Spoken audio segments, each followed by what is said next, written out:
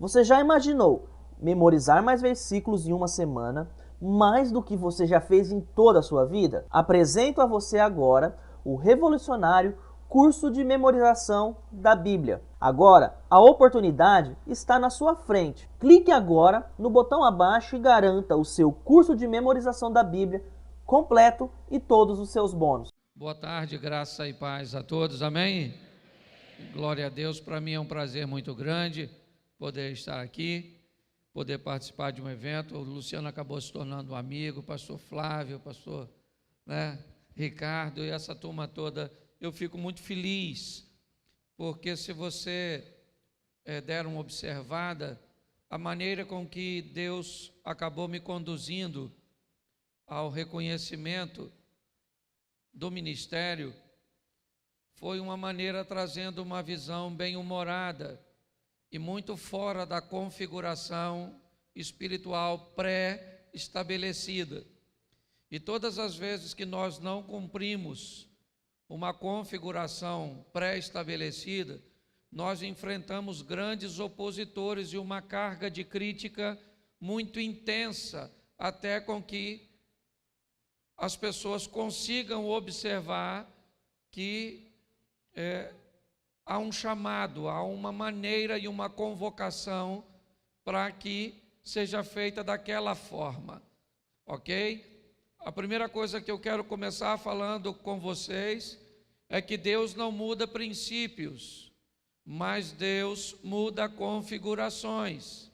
E todas as vezes que as configurações mudam, as pessoas vão ter dificuldade de lidar com elas. Samuel, um homem íntimo de Deus, recebe uma instrução das montanhas de Ramá para ir a Belém, à casa de Jessé, ungir o novo rei. Na configuração da mente de Samuel, este rei tem que ser o filho mais velho, porque esta era a configuração padrão. Quando ele chega na casa de Jessé, Jessé traz primeiro para conversar com o profeta e sacerdote seu filho mais velho, porque a mente de Jessé estava presa à configuração. Quando Samuel observa o primogênito de Jessé, ele olha para a situação e diz: certamente está perante o Senhor o seu ungido, porque ele está preso à configuração. Quando de repente Deus diz a Samuel: não atentes para a sua aparência, nem para a altura da sua estatura, porque eu o tenho rejeitado. Aí puxaram o tapete do Samuel. Samuel agora disse: se não é o primogênito, eu já não sei mais nada, porque a configuração foi quebrado. Ele fica perdido. Então vai passando os meninos, até que não tem mais menino. Ele pergunta: acabaram-se os mancebos? E aí Jessé diz: e ainda tem o meu mais novo que está trabalhando. Boa pergunta, se era horário de trabalho, o que tem 7 homens em casa fazendo à toa? Eu começo a descobrir aqui que Deus tem compromisso com quem trabalha, querido. Mas se a configuração é quebrada, um problema normalmente sempre acontece, ok? O povo está caminhando no deserto e faltou água. Deus conversa com Deus, ou Moisés conversa com Deus, e Deus diz assim: fere a rocha e a água sai. Ele feriu a rocha, a água saiu, o povo bebeu, está tudo tranquilo. O tempo passou, lá na frente está faltando água. Moisés vai conversar com Deus. Deus falou: fala com a rocha. Moisés falou: peraí, não, nós tocar. O senhor falou ferir. Eu lembro daquela vez que saiu água. Basta acontecer uma vez, a gente já acha que é a configuração modelo. É ou não é? E aí, mas ele estava nervoso, por isso que feriu. Querido, Deus mandou ele falar. Se ele estava nervoso, gritasse, xingasse a rocha, mas pelo menos obedecesse. Sua rocha, filha da mãe! Vai sair água agora, que eu já estou. Mas não é porque está nervoso que precisa desobedecer. Ele não desobedeceu porque estava nervoso. Ele enfrentou conflito porque uma configuração foi quebrada. É só por causa disso. Entendeu? Então, se você tem chamado, se você tem ministério, é a primeira coisa que eu quero falar com você, líder. Não existe uma caixa para se colocar Deus. Deus faz do jeito que quer, na hora que quer, com quem Ele quer, e não tem que dar satisfação a ninguém. E se você ficar olhando configurações pré-estabelecidas, corre o risco de não achar uma para você, tentar imitar o outro e nunca chegar onde Deus tinha para você chegar, perder sua identidade nessa configuração que pré-estabeleceram. Então, diga para quem está do seu lado, assim para nós começarmos: viva uma vida de uma forma que quando você colocar todos os dias os pés no chão,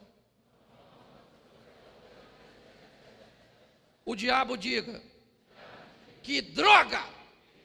Ele acabou de acordar.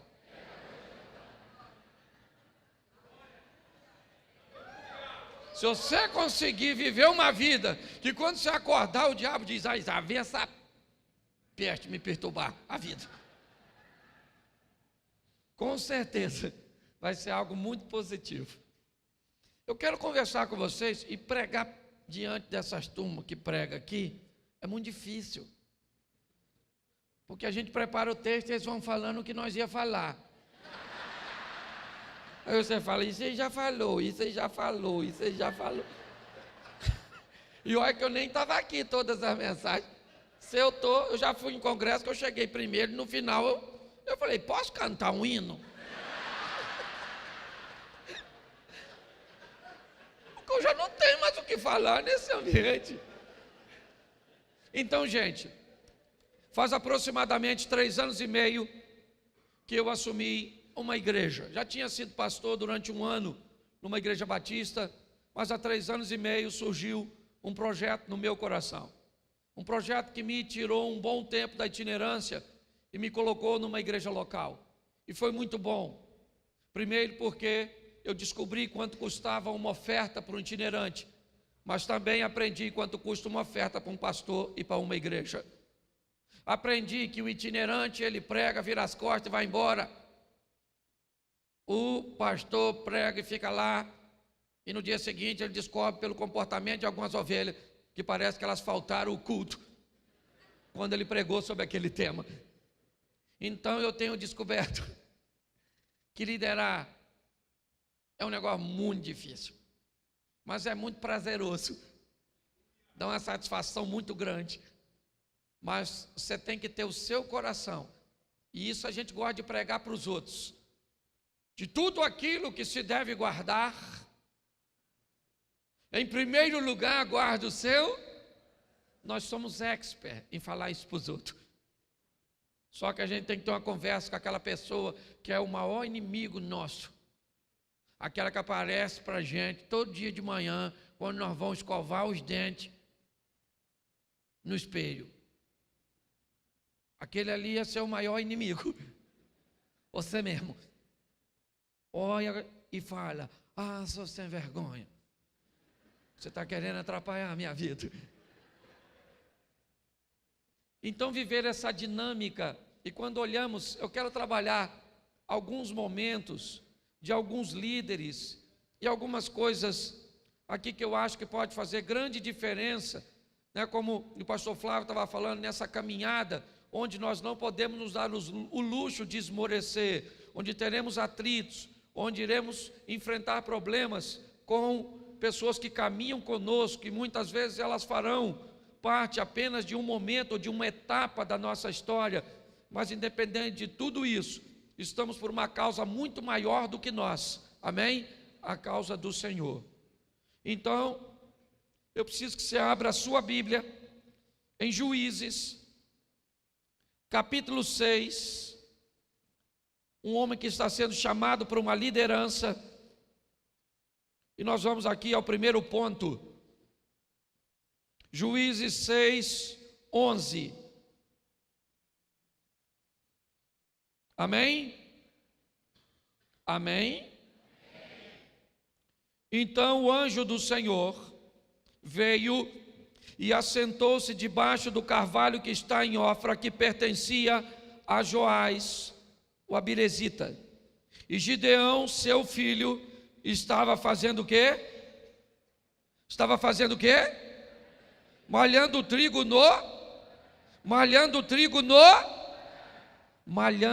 onde? Olhe para mim aqui. Um primeiro ponto que eu quero começar a conversar com vocês. Havia um problema sério, pois os midianitas faziam investidas, incursões, invadia o território do povo de Deus e saqueava tudo. E num desses momentos, um homem chamado Gideão está malhando trigo no lagar. Trigo se malhava numa eira, ok? Um espaço aberto, amplo. Lagar era um local para beneficiamento de uvas. Às vezes fica até, se você conhece um pouco, eu sou um pouquinho mais da roça, mas se você conhece um pouco como se ia criar uma adaptação para se malhar o trigo, algo que se espalhava num espaço grande, se passava algo por cima, ok? Para que ele fosse ali se desgarrando, depois ajuntava e removia a palha. E você observar esse indivíduo malhando o trigo num lagar, provavelmente mudando a situação, tendo que fazer os molhos e espancar para que ele caísse ali dentro. Depois havia um processo totalmente desconfortável, algo que iria limitar muito a produtividade desse indivíduo. Seria muito mais rápido, seria muito mais eficaz e eficiente ele fazer este trabalho numa eira. Porém, ele tem um problema, ele tem inimigos, certo? Que poderão ver com muito mais facilidade o que ele está fazendo. Mas o que me chama a atenção é que o que Gideão precisava para malhar o trigo era uma eira. E ele não tem uma eira para malhar o trigo por alguns problemas. O que ele tem é um lagar, que não é para trabalhar o trigo, é para trabalhar a uva.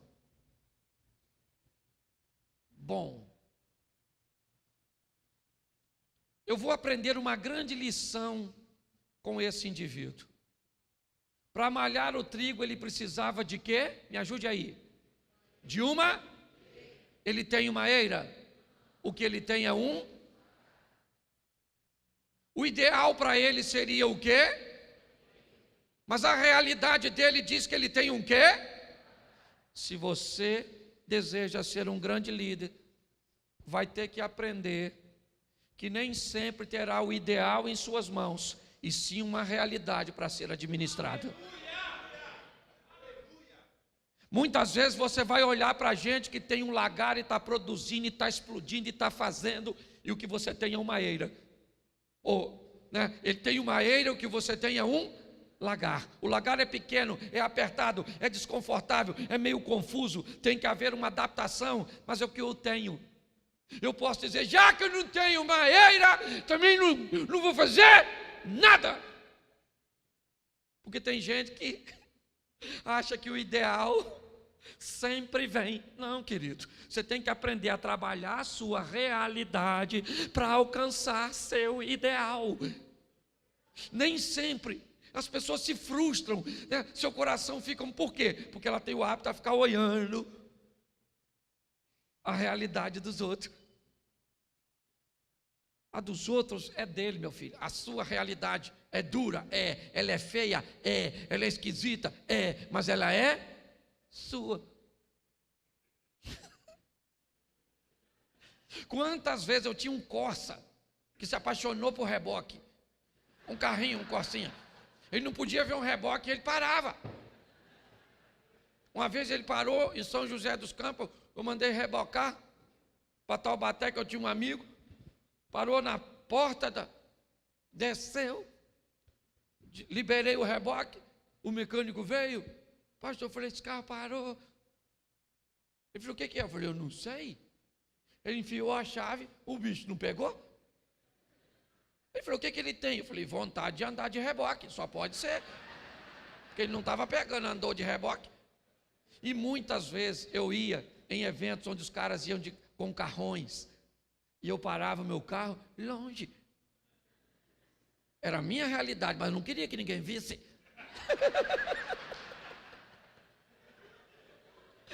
Porque realidade boa de ser vista é que é boa. A ruim a gente esconde. É ou não é? Então, se você quer viver uma vida madura, se você quer expandir seu ministério, aprenda a encarar a sua... Isso. Encare com maestria. E aprenda, querido, que o que encanta a Deus nem sempre encanta os homens.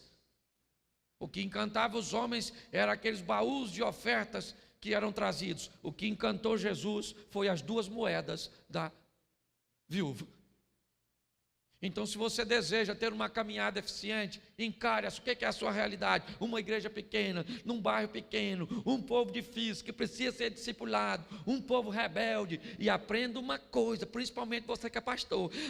Isso eu tenho aprendido. A Bíblia diz que pastor tem que amar a ovelha, mas a Bíblia não diz em lugar nenhum que a ovelha ama pastor.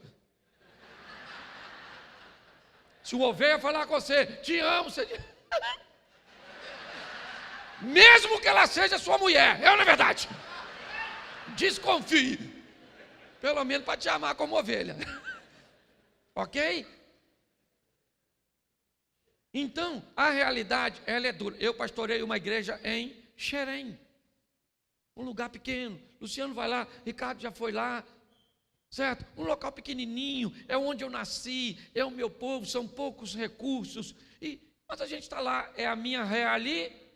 Aí eu vou na igreja, aquela igreja grande, com um telão que eu queria colocar lá. Entende? Eu fui tentar botar esses dias lá, eu olhei para mim e não me vi. O rosto era tudo uma coisa só. Mas, gente, eu estou ruim da vista, mas piorei de repente. Você vai no lugar, vai ter uma estrutura que ainda não é a sua, pode ter a ser amanhã. Você tem que entender uma coisa, você trabalha no mesmo propósito, para o mesmo reino, você está entendendo? Coloque isso no seu coração. Quanto mais rápido você enfrentar a sua realidade, mais fácil fica. Você quer ver uma coisa fácil de entendermos isso? Doença. Quantas pessoas começam a sentir uma dor pela fé, ela diz, não está doendo. Não está doendo. Oh, meu Deus, não está doendo, não dói, não. Aí passa o tempo, vai ver, tem um câncer. Aí o médico fala, se você tivesse procurado antes, tinha jeito. Mas você demorou muito. Demorou fazendo o quê? Não está doendo, não está doendo, não está doendo. Não tá... Tentando enganar a sua realidade. Encare sua realidade financeira. Encare suas limitações. É isso que nós vamos ver agora. Você quer ver? Dá uma olhadinha ainda em Juízes 6. E a segunda coisa que eu quero falar sobre Gideão. Juízes, capítulo 6, verso 15. Olha o que esse camarada diz. E ele disse, ai, Senhor meu, com que livrarei Israel? Eis que a minha família é a mais pobre em Manassés, e eu, o menor na casa do meu. Sabe o que é o maior barato? É que esse cara está conversando com o anjo do Senhor. O anjo veio e falou, Gideão, você vai libertar o povo, Deus me mandou aqui. Gideão falou, peraí que eu preciso explicar uma coisa para o senhor, seu anjo. Há algum engano nessa mensagem. Vou explicar ao senhor. Eu sou o menor na casa do meu pai. E a minha família é a mais pobre, hein? Então o senhor veio no lugar errado. Entendeu? Houve uma mudança de endereço. E o senhor está aqui. O cara está tentando convencer um anjo vindo de Deus que não vai rolar, porque ele tem alguns problemas. Sabe qual é o problema dele? Ele está sendo limitado pelas circunstâncias. Querido, se Deus te chamou, não olhe para as circunstâncias. Elas podem até querer te limitar. Porém, você vai ter que aprender. Você gosta de escrever? Escreva aí. Vença as limitações impostas pelas circunstâncias. O que ele está dizendo? Minha família é a mais pobre em Manassés e eu sou o menor na casa do meu.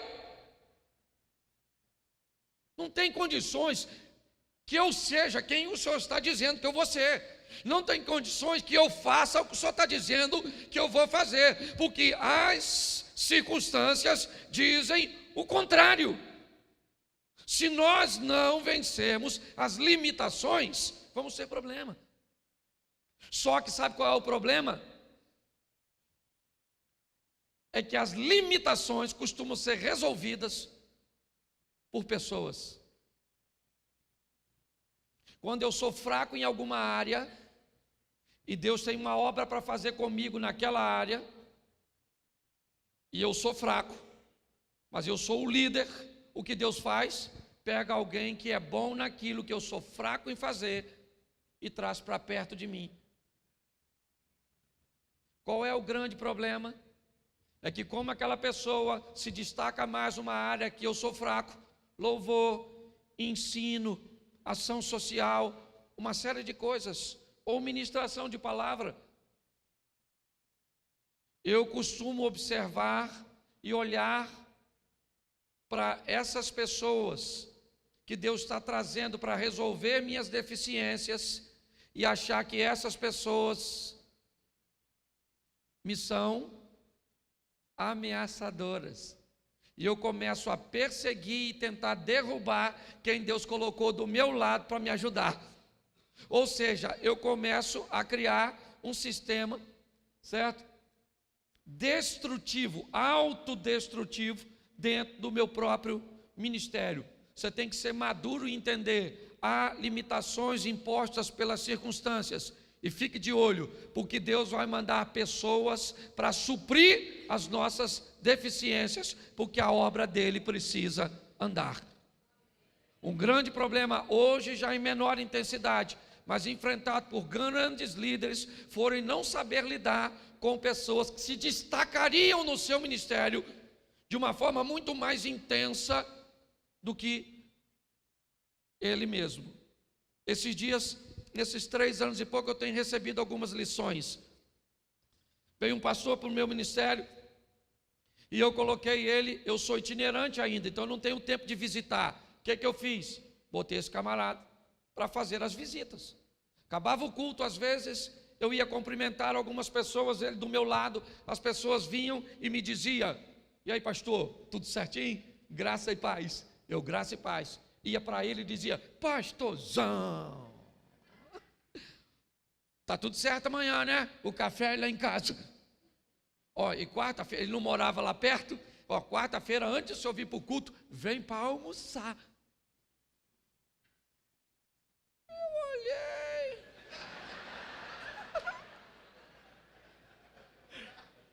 Eu falei, o cara só falou, pastor. E o pastor aqui sou eu. E aí o Espírito Santo falou comigo: está com ciúme de quem eu mandei te ajudar? Estou mesmo. Não tem vergonha de falar. Deixa eu encarar a minha realidade. Ela é dura, mas é minha. Então, Fique atento a essas limitações que as circunstâncias vão tentar te impor, ok? E é nelas que você precisa estar atento, porque Deus vai mandar gente que vai suprir essas limitações, não por sua causa, mas por causa dele mesmo, porque a obra dele não pode parar. Agora, não comece a ver fantasmas nas pessoas que Deus mandou te ajudar e não te assombrar. Entendeu? Posso ouvir um amém? Amém. Isso. Então, primeiro, só para se você não escreveu, enfrente sua realidade. Segundo, vença as limitações impostas pelas circunstâncias. Você pode ir para Gênesis. Gênesis, capítulo de número 39.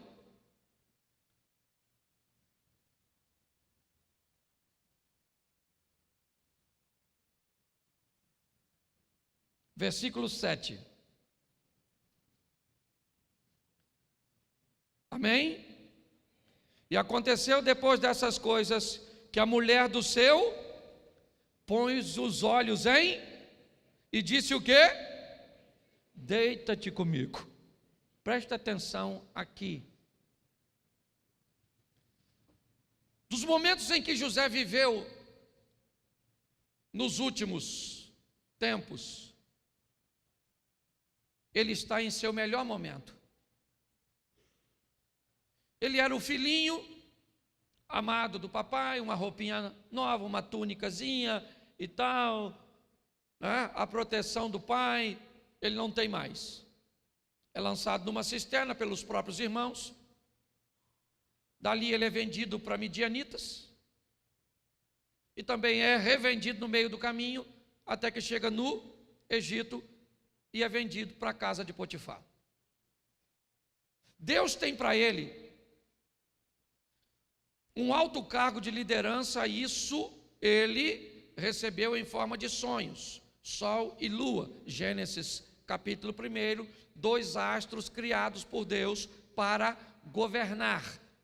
Na interpretação ou tentativa de interpretação de Jacó, ele cria um equívoco ao dizer: eu e sua mãe e seus irmãos vamos nos curvar diante de ti. Isso nunca vai acontecer, porque Raquel vai morrer no meio do caminho. Quando ele diz: eu vejo sol e lua se curvando diante de mim, ele está dizendo, né? Deus está dizendo para ele: você está sonhando com astros que eu criei para governar, porque é para o governo que eu vou te levar. Ok? Agora ele está na casa de Potifar e é o principal funcionário, o governador de todas as coisas, o mordomo mor, aquele que governa tudo. Com certeza, esse é um dos momentos cruciais no ministério de José. Por quê? Porque é um local muito bom. E o bom é um dos ambientes mais perigosos que podemos estar, pois o bom nos expõe ao conforto, e o conforto nos traz o desejo de não sair de lá. Por José, talvez ele morreria mordomo da casa de Potifar, um cara que sabia honrar e que era honrado por seu senhor.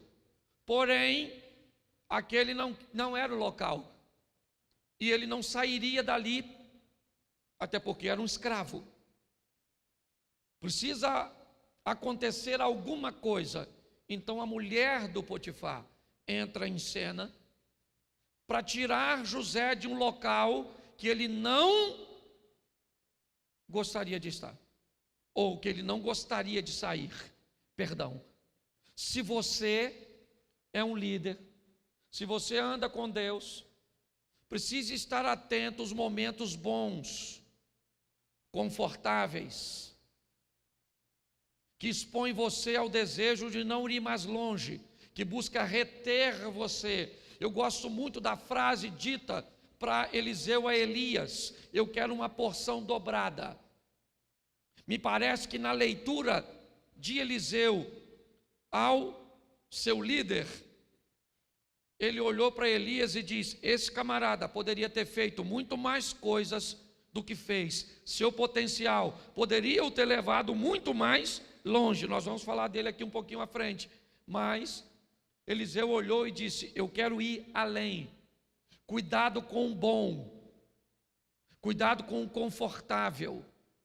Ele impede você de viver o sensacional, ele impede você de viver o sobrenatural. Quando o bom chegar, fique incomodado. Pastor, o senhor está querendo dizer que eu devo ser um eterno insaciável no que diz respeito à graça e à manifestação do Espírito na sua vida? O seja. Ok? Muitos, eu não vou falar disso aqui hoje, mas muitos casamentos enfrentam crises em momentos bons. Estava bom e veio uma crise. Por quê? A crise quer acabar com o casamento? Não, ela quer levar o casamento para outro estágio, porque aquele bom está na hora de ser sensacional. O problema é a maneira que as pessoas enxergam. José não queria sair da casa de Potifar, é lógico que ele não quer. Então Deus diz: eu vou te tirar daí, até porque a casa de Potifar representa o estágio do primeiro momento do governo de José. Ele vai para a casa de Potifar para aprender a administrar recursos, ok? Que na casa de Potifar são abundantes. Acabou aquele período, a mulher entra em cena e leva José para a prisão. A prisão era o local que José não gostaria de estar. Você não gosta nem de falar, né? José gostaria de estar na prisão. Se dependesse dele, ele estava lá? Sim ou não? Mas lá tem duas coisas. Primeiro, o estágio para aprender a administrar, pouca coisa. O segundo momento de seu governo. E segundo, naquela prisão estava a presença do camarada que ia apresentar ele ao faraó. Pastor, o que você quer dizer? Que às vezes Deus vai te levar para um lugar muito ruim, para você conhecer alguém que vai levar você para um estágio muito melhor do que você estava antes. Você consegue entender isso? Ok? É na prisão que ele conhece o cara que vai apresentar ele. Mas ele não queria, porque ele queria continuar no bom. Às vezes vai durante a sua caminhada. Gente, nesses 3 anos eu tenho aprendido. Nós tivemos um boom inicial, uma igreja lotada. Eu falei, glória a Deus. Isso. Também tinha 250 lugares, fácil de encher, né? Tinha tudo. De repente, o pessoal começou a não ir mais. Falei, gente, diminuiu a frequência. Falei para minha mulher, você pecou? Porque eu não pequei. Fala logo, mão na cabeça.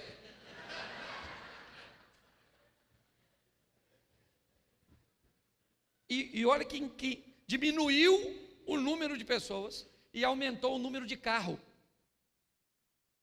Eu comecei a ter um grupo menor, mas que vinha de 10, 15 quilômetros, lá depois do pedágio, Luciano, ali. E aí os vizinhos começaram a reclamar. Arando na minha porta, aquela coisa toda. E vinha, vou dar tiro nos pneus. Rio de Janeiro, tem bairro lá que os passarinhos pararam de voar. Eles estão cortando caminho agora, assim. Parece migração, assim, ó. É rocinha, ali não passa não, é na verdade. Complexo do Alemão. Os vizinhos começaram a reclamar. Eu falei, quer saber de uma coisa? Está na hora da gente sair daqui. Me aparece um local para mais ou menos 700 pessoas sentadas. Estava para pagar o aluguel. Falei, vamos para lá. O de 250 tinha enchido e esvaziado. Vai eu arrumar um lugar de 700, porque tinha facilidade de botar carro. Moral da história, se passou um ano. No local de 700 pessoas, no domingo, eu estou fazendo 2 cultos. Ele sabe, conhece lá. Você está entendendo? Olha só, o que aconteceu? Se depender de mim, eu estava lá no dia 250 ainda. Quietinho. Mas aí o pessoal saiu, eu fiquei desconfortável, o pessoal começou a me perseguir, por causa dos carros parando na frente dos outros. Aí eu alugo outro troço, e aí eu descobri que aquela dificuldade foi apenas para me levar para outro nível da minha vida, do meu ministério. Você está entendendo? José não gostaria de estar na prisão, mas lá na prisão ele conheceu o copeiro. E ele estava cansado, José, porque às vezes nós estamos, né? Muito cansado. E ele estava tão cansado que ele falou com o copeiro na hora assim: fala lá para o faraó que eu não sou tarado, não. Ok, eu agarrei aquela maluca não, rapaz. Era maneira, mas não agarrei não, Não que eu não tinha vontade, mas que eu tinha princípio, não agarrei aquela maluca não. O que ele está fazendo? Ele está dizendo para o copeiro: cara, eu não estou afim de estar aqui, estou cansado, sabe? Queria queimar essa etapa e sair logo daqui. O texto diz que o copeiro saiu em 3 dias e esqueceu. O miserável de copeiro, em 3 dias esqueceu um cara como José. Não é triste? 3 dias, esqueceu José. Por quê? Porque se ele lembra do José, você acha que o copeiro teria influência recomendando o José para tirá-lo dali? Mas se tivesse, José ia trabalhar onde? Na cozinha. Se você queimar etapa, você pode deixar de ir para o governo e ir para a cozinha.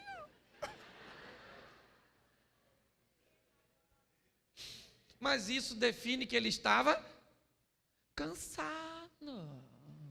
Pois é, o copeiro esqueceu do Zé. Um ano depois, um ano, o cara esqueceu em 3 dias. 365 dias se passaram. O faraó sonhou com a vaca magrela canibal que comia as outras. Umas espigas que também comia, não sei como é que espiga come a outra. Os caras sonhou com um desenho animado, não é verdade? E quando o faraó falou, o que o copeiro falou? O Zé, maluco! Caraca! Tinha que ter lembrado. Caraca, como é que eu fui esquecer do Zé, gente? Mas antes tarde do que nunca. Mandaram chamar o Zé. Eu imagino o Zé olhando pro copeiro. Saiu, mano. Lembrou, né? Lembrou. Tá certo.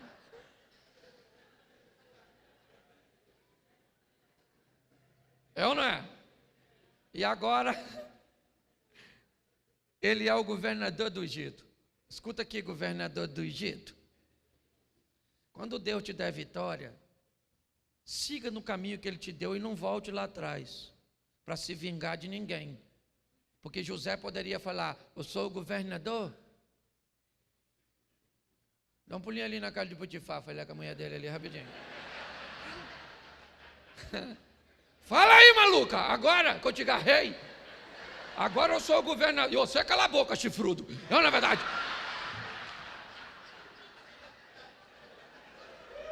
Diga para quem está do teu lado, quando Deus realizar o propósito, esqueça o processo e viva a sua vitória.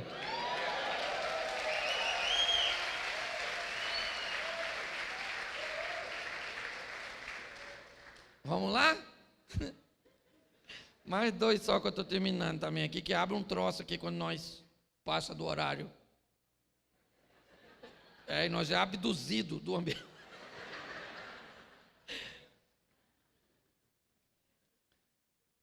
1 Samuel 17. 1 Samuel, capítulo 17.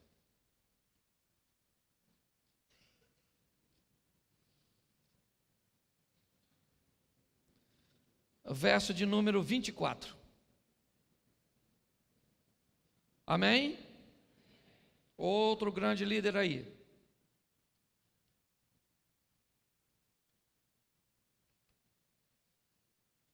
Porém, todos os homens vendo aquele, fugiam de diante dele e o temiam grandemente. E diziam os homens de Israel: viste aquele homem que subiu?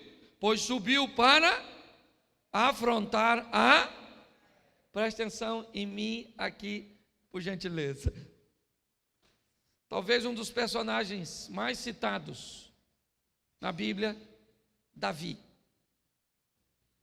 E é bem legal a situação desse moço, mas é importante observarmos o caminho que ele percorreu para chegar onde chegou. Normalmente temos tendências a ignorar o caminho, a ignorar a história e observar apenas um momento.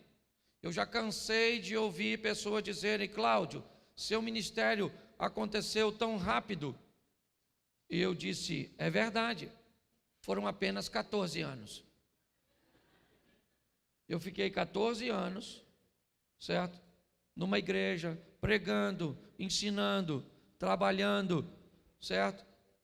E não trabalhava em tempo integral, então eu era motorista numa empresa, trabalhava o dia todo, de 6 da manhã às 18 horas, eu trabalhava 12 horas por dia, certo? E depois ia para a igreja, chegava em casa muitas vezes 23h30, para no dia seguinte, 5h30 da manhã, estar de pé, e assim foi durante 14 anos. Até então começar a pregar na igreja local, começar a pregar em alguns congressos onde estava, no Rio de Janeiro, no Sudeste, e receber o reconhecimento. Quando nós olhamos Davi matar um gigante, é muito legal. Foi o gigante que o tornou um herói de guerra, um herói nacional, respeitado, ovacionado. É verdade. Mas ele não começou sua história matando gigantes. Provavelmente o primeiro animal que Davi matou foi uma ovelha, cuja qual ele era pastor. E utilizava dela para alimentar sua família.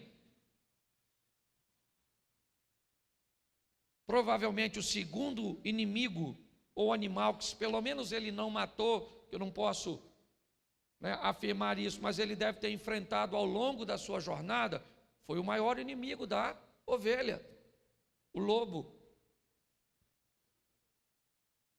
Aí ele então narra para Saul, talvez por ser os dois inimigos que ele enfrentou mais expressivos. Ele diz: eu matei um leão e um urso. Mas ele não chegou no cenário bíblico matando o gigante. Ele percorreu um caminho que provavelmente passou pela ovelha, passou pelo lobo, passou pelo urso, passou pelo leão e chegou a um gigante. Grandes homens, eu estou generalizando aqui, grandes homens, eles não nascem grandes, eles crescem. É assim que as coisas funcionam. Pare de olhar para o momento que o seu pastor está vivendo, que um pastor amigo seu está vivendo, e descubra um pouco da história dessa pessoa. Descubra um pouco o que ele passou para construir um ambiente para estar onde ele está hoje. Hoje as pessoas me perguntam, muitas: pastor, qual é o segredo do seu sucesso? Eu digo: eu nem sei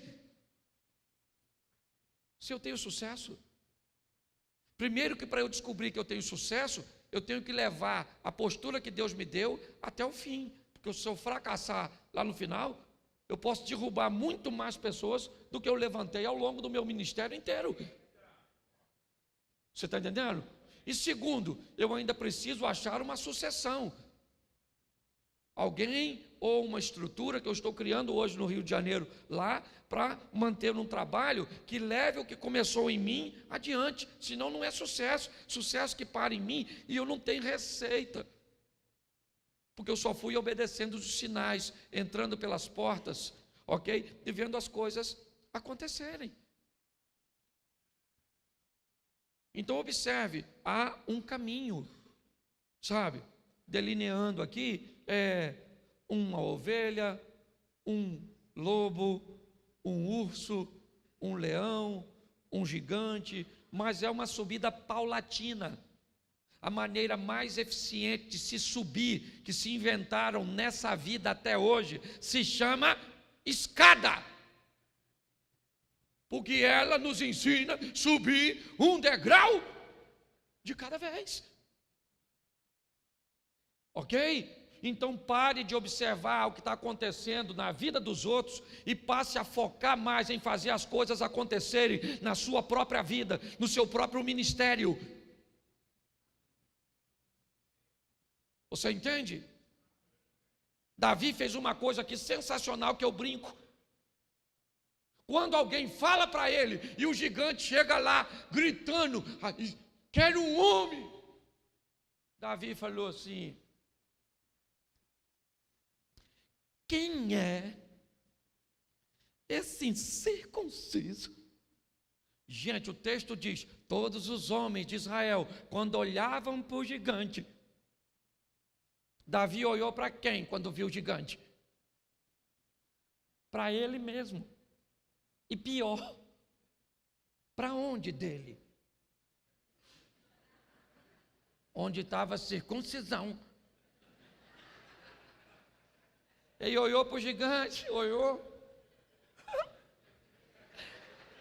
E falou: rapaz, esse cara é grande, mas eu tenho um negócio em mim aqui que diz que Deus é comigo, eu estou marcado, eu tenho uma aliança, e eu vou. Pare de ficar olhando para nosso gigante. Gente, quando você ouvir a palavra gigante, já saiba que é grande. Não precisa nem olhar. Porém, há alguém maior conosco do que o que está com ele. Davi disse: você vem a mim com espada, escudo, lança e outras indumentárias mais. Eu vou contra você em nome do Senhor dos... E o burro do Golias, o jumento, ainda amaldiçoa Davi por todos os deuses dele. Quando ele amaldiçoou, Davi falou: se ferrou. Eu sou descendente de Abraão. E Deus falou: vou abençoar, que te abençoar, vou te amaldiçoar. E o mais engraçado é que Davi foi ungido para matar gigante, sim ou não? Para ser rei. Não foi para matar gigante. Nem sei se Deus queria que ele matasse. Eu imagino Deus falando com o anjo quando Davi falou: eu vou encarar ou mato você, rapaz. Interessado no prêmio que ele não ganhou. Ele não casou com a filha do rei, casou com a Mical, mas não era Mical, era Merabe, que Saul deu para outro. Ele teve que ir lá pegar os prepúcios do filisteu. E quando ele disse, olha só, quando Saul disse: fala com Davi que eu quero dar Mical, porque Mical gosta dele. Ele falou: eu não posso ser genro do rei, porque eu não tenho dinheiro para pagar dote, eu sou pobre. Pô, se ele não tinha casado, não ganhou a filha.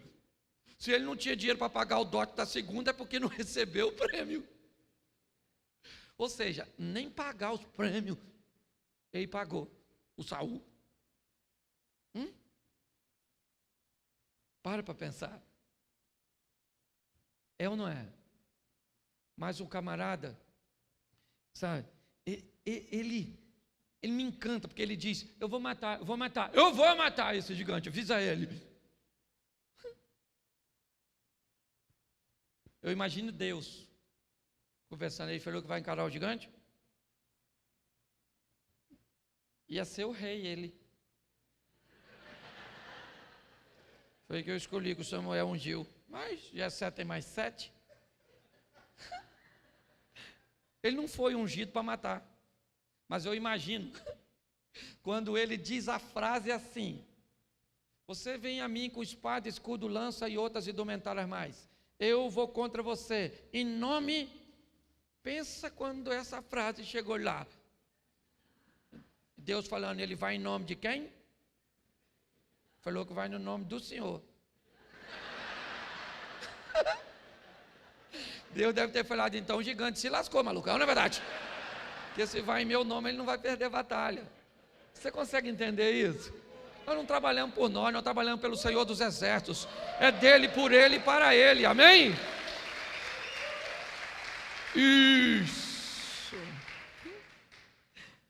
Isso aqui é um alerta bem legal. Dá um pulinho em Juízes 14:5. Amém?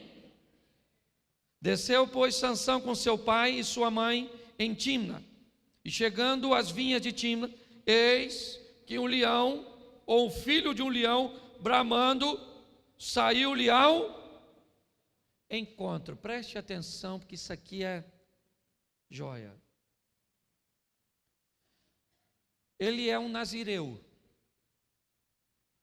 um privilégio que não era apenas dele. E como nazireu, uma, das coisas que lhe eram proibidas era lhe aproximar de um cadáver. Um leão vem na direção de Sansão e ele mata o leão. Quando ele matou o leão, ele quebrou. Ele está perto de um cadáver. Foi involuntário? Foi. Foi legítima defesa? Foi. Mas o cadáver está ali. Se está ali, ele vai ter que passar por um processo de purificação, o qual ele não quer passar. Ele não conta a seu pai e a sua mãe. Está tudo certo. Ele não disse que matou um leão. Aparentemente, ele venceu o leão. Quem não gosta de ser corrigido nas coisas pequenas, vai ter sérios problemas lá na frente. Porque ele poderia alegar ao pai, eu estou aqui perto do leão porque eu matei. Eu não tinha, ele partiu para cima de mim, o Espírito do Senhor me fortaleceu, eu matei ele. O texto mesmo diz, ele só mata porque o Espírito do Senhor se apoderou dele. Aliás, eu ainda não achei. Se depois você souber, me diga onde é que está escrito que a força de Sansão estava no cabelo. Eu confesso que eu não vi. Ele veio de uma série de erros que exatamente no cabelo me parece que Deus diz, agora basta, eu não vou tolerar mais. O texto é, quando ele vai matar, pegar o portão e botar nas costas, o texto diz, o Espírito do Senhor se apoderou de Sansão. Quando ele vai matar o leão, o Espírito do Senhor se apoderou dele. Todas as vezes que ele vai fazer alguma coisa, o Espírito do Senhor se apoderou dele. E o texto ainda é claro disso, quando ele está de cabeça raspada, ele levanta e diz, sairei como das outras vezes saí e derrotarei. Aí o texto termina dizendo, o que ele não sabia é que o Espírito do Senhor se havia retirado dele. Sansão só fazia o que fazia, não é por causa do cabelo, era por causa de Deus. Deus era o responsável de tudo isso. E agora ele venceu o leão, venceu temporariamente, porque o leão não vai se dar por vencido.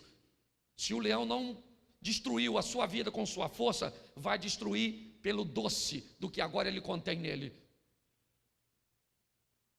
Você entende? Da primeira vez o leão vem até ele, mas como ele não resolveu o problema, ele teve saudade de ver o leão. Ele vai até o leão agora, e na ossada do leão tem mel, porque o diabo costuma botar mel na ossada, costuma botar doce nas coisas que ele sabe que tem potência para nos derrubar. Fique atento aos mels que podem aparecer nas ossadas. Ele agora vai lá e tira, come, leva para seus e não diz o que fez. Queridos, vamos ter cuidado com essa doçura que muitas vezes nos atrai. Um homem tão forte, tão cheio de Deus.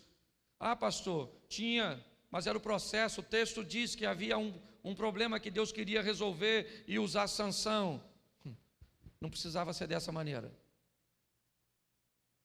Não precisava. Podia ter sido de outra forma. O fim desse camarada só foi desse jeito, porque ele resolveu tomar decisões erradas. Então, cuidado com as coisas doces em lugares proibidos, pois elas podem destruir. E vamos terminar agora. Eu não vou nem pedir você para abrir, não. Vou terminar aqui, não quis botar. Eu tenho 5 minutos aqui. Preste atenção. Esse grande homem, Elias, Acabe vem de uma gestão bem deteriorada, um casamento perturbado, e Deus vai até Elias, e poderia ir de uma maneira muito mais tranquila. Vai lá e diga a Acabe que eu estou mandando você dizer que enquanto eu não falar que não chove, não chove. Só que não é assim. Elias vai a Acabe e diz: conforme a minha palavra, assim diz o Senhor, conforme a minha palavra, não cai uma gota d'água nas terras que você administra. Elias fica por ali, a chuva não vem, provavelmente instruído pelos sacerdotes de Baal. Eles dizem a Acabe que a melhor maneira de quebrar esta palavra é matar o profeta. E Deus diz para o profeta que está obedecendo ele: foge. Que palhaçada é essa? Então eu estou obedecendo a Deus, estou sendo perseguido por um dissimulado pecador como Acabe, e Deus vira para o fiel e diz: foge.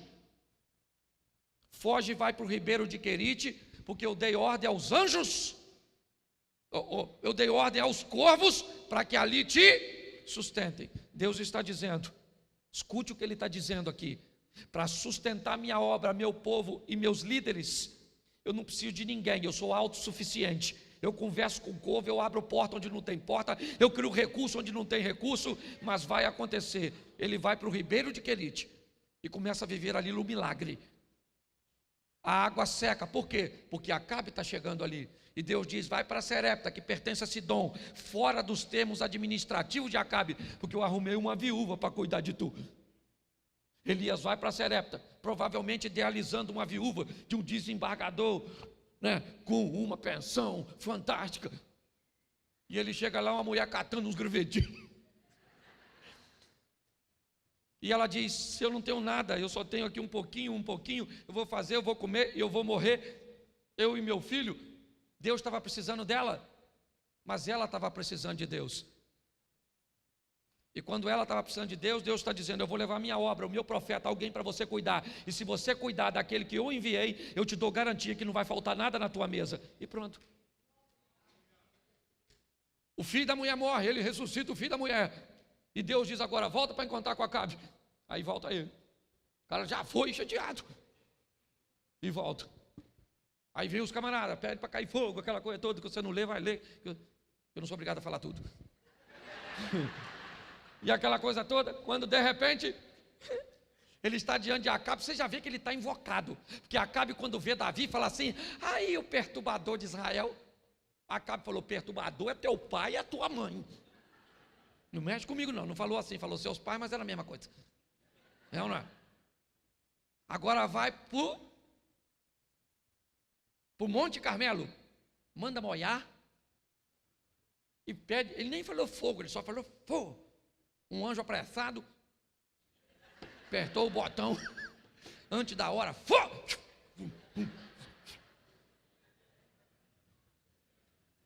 Acabe, pensa num cara, um Zé Ruela. Meu DVD, um homem banana, uma mulher abacaxi é dele. Ele vai para casa e falou: Jezabel. O Elias matou os profetas tudinho. Jezabel falou: matou? Avisa ele que amanhã, essa hora, ele está morto. Quando Elias ouviu isso, matou 450 profetas, pediu para cair fogo do céu, corvo alimentava. Ele falou: Jezabel vai me matar. Como assim? Como, Elias? Ela é perigosíssima. Deus estava afinzão de matar a Jeza. Era só Elias falar: fogo! A Jeza ia virar igual o Mushu do Mulan. Aí ele sai correndo, esconde e diz assim: Senhor, me mata. Deus deve ter falado: querido, fica lá. Jezabel está afinzona. Porque muitos homens foram vencidos, é verdade. Mas 2 dos grandes de Deus não foram vencidos por mulher, por dinheiro e por poder. Foram vencidos pelo cansaço. Moisés estava tão cansado. Elias estava tão cansado. Deixa eu falar uma coisa para você. Há uns 1 mês e pouco, 2 meses atrás, eu comecei a apresentar alguns sintomas de síndrome do pânico. Nível de estresse elevado, querendo chorar o tempo todo. Sabe? Chorando. O que é? Estão me perseguindo. Depois, e isso é doença. Eu descobri que lá na UTI, quando eu trabalhava numa empresa de equipamento para cirurgia do coração, eu levava o equipamento na UTI. E lá na UTI, sabe como é que é a linha da morte? Ela é contínua, assim, com barulhinho assim, ó. A linha da vida na UTI, ela é assim, ó. Estresse, descanso, estresse, descanso, estresse. Eu agora vou lá para o sítio. Aí foi lá, dormiu lá. Brinca com minhas cachorras. Mando minha mulher correr assim no meio daquela. E corro atrás dela.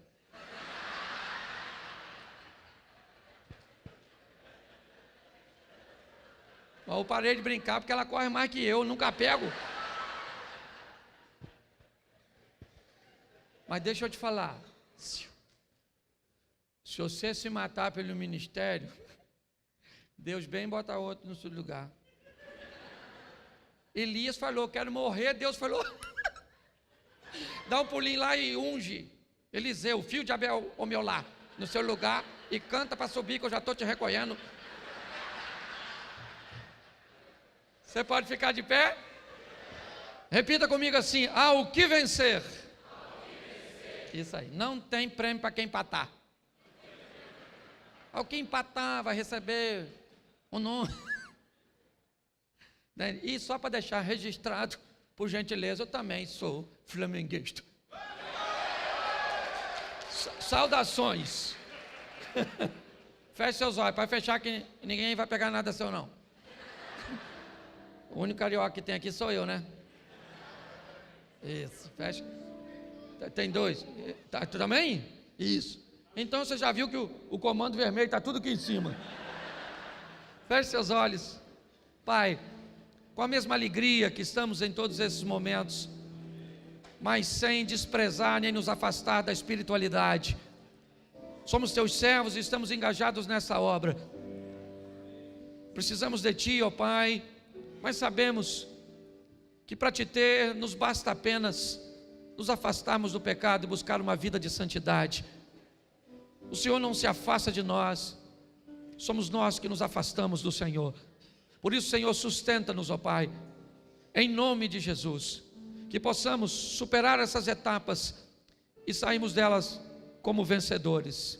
Te louvamos por tudo, que esse congresso, ó Deus, que esse trabalho, que a casa de Zadok continue nessa itinerância, passando pelo nosso Brasil, levando, ó Deus, palavras, incentivos e principalmente o despertar para o Teu Espírito Santo e para a santidade, para a integridade, ó Pai, do obreiro, a integridade daquele que milita na Tua causa.